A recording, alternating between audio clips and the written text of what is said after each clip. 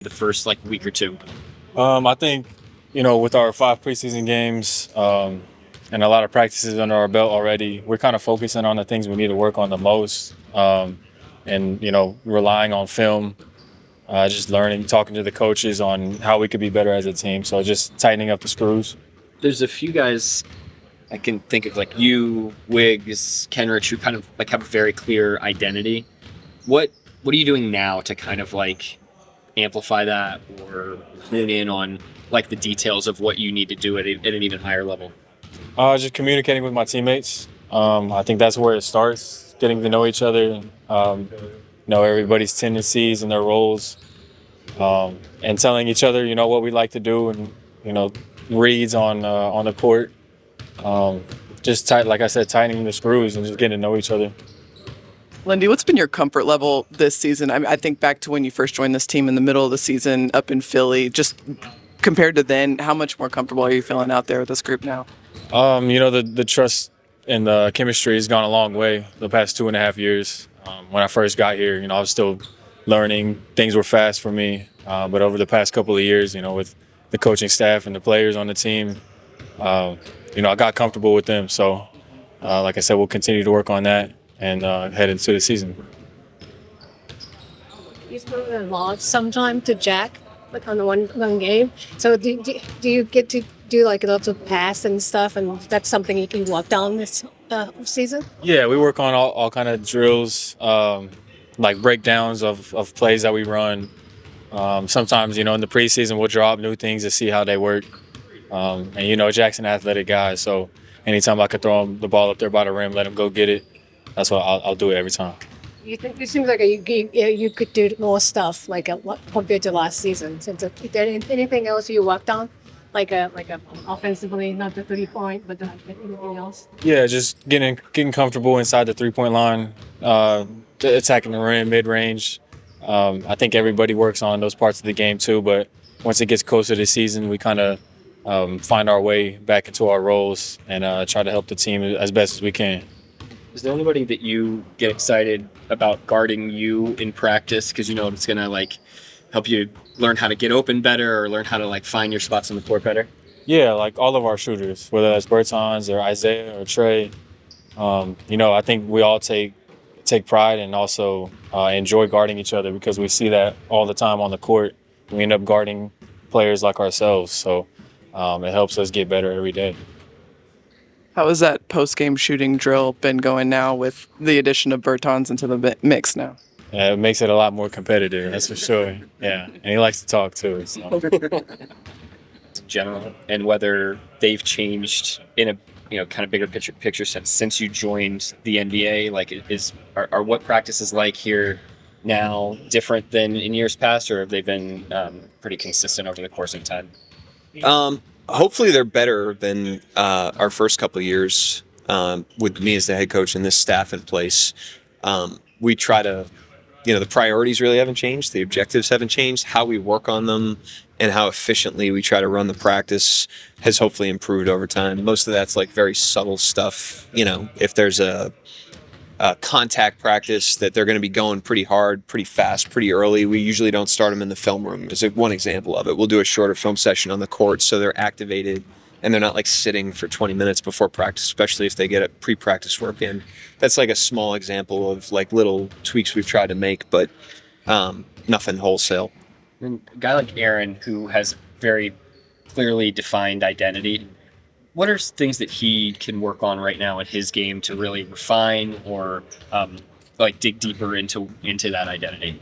I think one of the things and we fall into this too, we associate rawness with development, and everybody can develop. The most refined players, the guys that have the truest identity, they can all develop. And so he still has a lot of runway as a player. He's a young player that's highly effective, but there's things he can improve on for sure. And two of the things for him that we've spent a lot of time focused on are his decision making. When he drives it, he's great at playing on the catch and playing as a secondary driver and playmaker. But the decision making in those situations, and then his ability to guard primary options for the other team and his improvement there. Really good system defender, really good at guarding like secondary players. He's struggled in the past with primary guys, and we've challenged him on that and used that as a developmental, pillar for him. And so all of our guys are on a development plan. That's not limited to anybody's age or anybody's, game. It's everybody's trying to get better. What have you seen from Lou and his ability to kind of navigate screens? It feels like, he played 4 preseason games. He hasn't taken as many offensive fouls as he would normally during that span. Is he navigating them differently, or are you seeing anything on that end of the floor from him? I don't know. It's a good question. I think, I don't know. That's a good question. I mean, he also was like, it had to be a record last year how many he took. So, I mean, it's like saying that, the home run king should get 70 home runs again. Like, he might just get 50 and he's still a really good hitter. So, Mark, you were talking last week about the way you guys play and the way that Shea has bought into that, the fact that your best player does it, kind of trickles down. When he got here, did you have a sense of what kind of player he was in terms of playing on and off the ball and his willingness and all that stuff? Or do you think that first year helped some with Chris and Dennis? Well, it was interesting because we saw him in that context first. Mm-hmm. And so we first saw him in more of an off-ball role. And the thing about that year is, like, when we played all those guys together, he was guarding the biggest guy on a lot of the biggest wing on a lot of occasions. So we kind of learned his defensive range. And we saw him kind of as a secondary playmaker because those guys were so ball dominant, and we had Gallinari. The time that, he did great work over the COVID break that year. We had like a 3-month stretch. He had an impressive gain in his lean body mass during that time. He did an unbelievable job with his body over that time. And then I can just remember in the bubble, we had a 3-week buildup of practices before we started playing games to amp everybody back up. And that's when the primary stuff really started to pop, because it was like blue versus white for like 3 weeks. And on a lot of days, he was the primary guy on his team. And it was popping at that point, and you could see some signs. And then obviously the next year, we traded both of those guys and we put him in more of a primary role. So I don't know if that answers your question, but that's kind of how we saw him. Some guys, once they get that, it seems like might be a little reluctant to give it up. And then here comes Giddey, and now J-Dub can make some plays with the ball. What does that maybe tell you about him? That he wants to win. It's a team game. There's 5 guys on the court, and if your individual success inhibits the other players from becoming successful, it ultimately holds your team back. And he's not a guy that does that. And I think the evidence of that, forget about how it looks on a given possession or in a given game.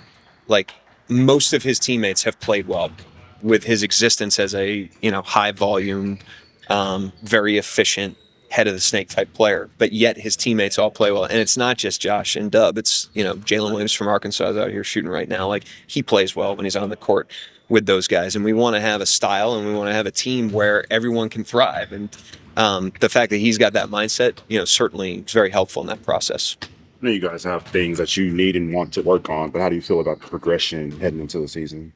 Pretty good. I mean, I think, it's always tough because, individual games can be a lot of noise, not a lot of signal. So it's an early sample size, and, your rebounding's really good one night, and then the next night it's bad and something else is good. And you got to kind of zoom out and look at blocks of games, which we try to do.